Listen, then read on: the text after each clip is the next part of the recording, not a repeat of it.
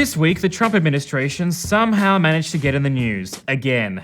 After the National Park Service Twitter account retweeted some unwelcome evidence about the size of the inauguration crowd, Trump administration representatives clamped down on the Interior Department's Twitter privileges. And in a classic case of why stop at one, the new administration reportedly told other government departments to stop with the tweeting, including the Environmental Protection Agency, the Department of Energy, and everyone's favourite Twitter account, the Department of Transportation.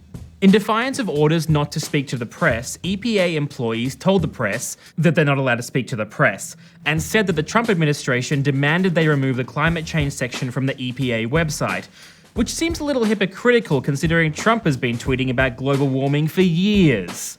To be fair, Trump has been consistent in his demands for global warming, though he also may be confusing global warming with summer.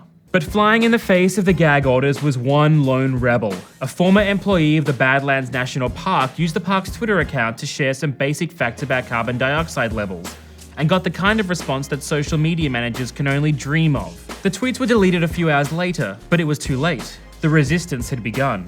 Overnight, dozens of rogue government agency Twitter accounts rose up in defiance, tweeting out science facts as though facts themselves were under threat. All this goes to show that historically, Stalin-esque silencing of dissent may have been very effective. But in the age of the internet, it seems like the only thing gag orders are good for is amplifying the voices of the people you're trying to gag. All of the information being shared by these governmental rogues is freely available. And before this week's events, National Park's tweets on climate change had been completely ignored. Now, because of Trump's brilliant reverse psychology, depressing climate science that was once the Brussels sprouts of social media has suddenly become delicious, edgy content, like bacon, and people can't get enough. None of this would have been possible without social media savant and alt global warming advocate President Donald J. Trump.